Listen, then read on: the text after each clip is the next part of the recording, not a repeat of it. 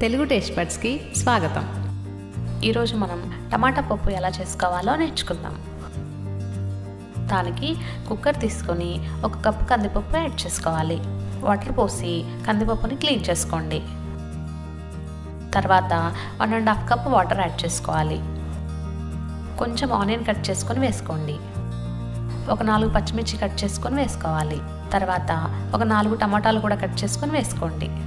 కొంచెం చింతపండు కూడా వేసుకోండి. తర్వాత కొంచెం ఆయిల్ వేసుకోవాలి.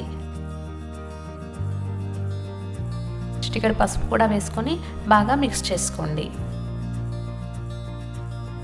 తర్వాత కుక్కర్ మూత పెట్టి విజిల్ పెట్టి 3 విజిల్స్ వచ్చేంత వరకు కుక్ చేసుకోవాలి.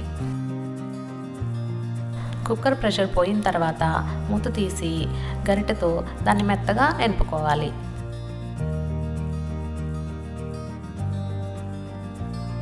దీంట్లో 1 టేబుల్ స్పూన్ సాల్ట్ యాడ్ చేసుకోవాలి.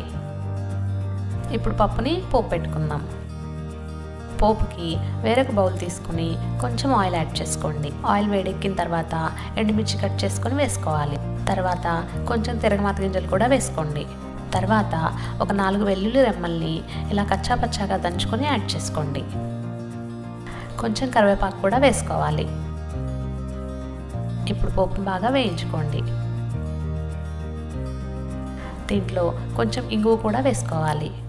ఇంగువ కూడా ఫ్రై అయిన తర్వాత పోపుని పప్పులో యాడ్ చేసుకుందాం.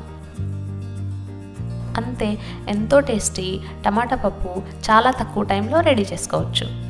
మరిన్ని వంటల కోసం, వాటి తయారీ విధానాల కోసం please subscribe to Telugu taste buds.